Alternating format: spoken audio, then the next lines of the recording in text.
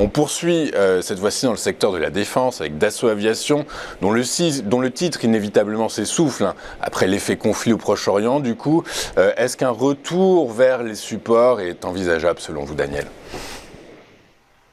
Alors, on a à peu près un peu le même type de raisonnement que pour l'actif précédent, pour Airbus. Alors, Dassault Aviation est dans une tendance haussière qui est même bien avant le conflit au Proche-Orient. Ça fait des mois que Dassault Aviation est dans un schéma haussier à l'intérieur d'un canal dont il était sorti vers le haut au mois de juillet, mais c'était en fait un bull trap. On a eu fin juillet, on a eu un gros gap baissier, mais on est toujours à l'intérieur de ce canal haussier dont on a testé il y a une quinzaine de jours, dont on a testé le haut aux alentours de 190 €, qui est le sommet historique de Dassault. Et puis, maintenant, on se replie avec ordre et discipline. On est toujours à l'intérieur du canal haussier. Et on a maintenant un élément un peu de faiblesse et on a quelques niveaux majeurs également et qui vont nous donner le sens de l'évolution dans les jours à venir. Alors, tout d'abord, le premier niveau important, c'est 180,60 € qui est un niveau également de polarité, un niveau qui a ouvert le gap baissier du mois de juillet. On est revenu le tester au mois d'août, on l'a cassé, on est revenu le tester en résistance cette fois à la fin du mois de septembre au niveau du mois d'octobre, puis au niveau d'octobre, on l'a testé en support. C'est un niveau de polarité, c'est un niveau majeur.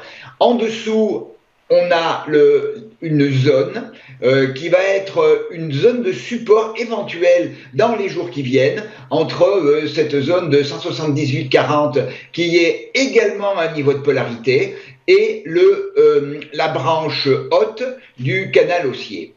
Alors, pour le moment, on est sur un schéma de retour probable vers cette oblique basse du canal haussier.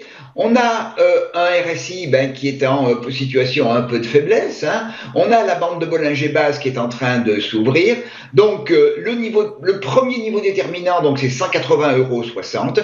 Si on casse ce niveau, il faudra regarder ce qui se passe dans les jours qui viennent et même dans les 2-3 semaines qui viennent entre l'oblique basse du canal haussier et cet autre niveau majeur à 178,40. On a toute une zone là qui doit être une zone de support. Si on casse cette zone, le niveau majeur en dessous sera 172,30 € et la rupture de ce niveau sera tout à fait grave puisque cela invaliderait tout le schéma haussier depuis des mois et la rupture de 172,30 ramènerait vers 168,50 et 162,60.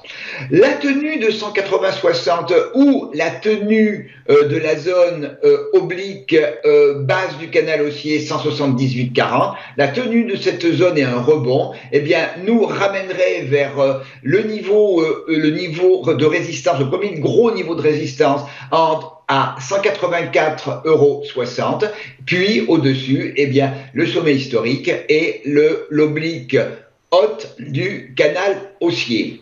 Là, c'est la même chose que pour Airbus. On est dans des zones d'hésitation. Donc, c'est la tenue des niveaux majeurs qui, pour Dassault Aviation, sont 180,60 et la zone oblique basse 178,40 qui donneront le sens pour les semaines à venir, pas uniquement les jours. Oui, alors après, il faudrait quand même un gros mouvement correctif pour que le titre sorte de son canal haussier. On a l'impression qu'il est quand même bien engagé dans cette dynamique de fond haussière. Il suffit de regarder la publication des comptes. Si on dézoome, peut-être que votre graphique le montrerait, mais depuis au moins 3 exercices, on a l'impression que Dassault Aviation est quand même au moins 3 exercices. Je dis au moins enfermé dans quelque chose d'assez solide, dans une récurrence de chiffre d'affaires et de marge opérationnelle confortable et encourageante.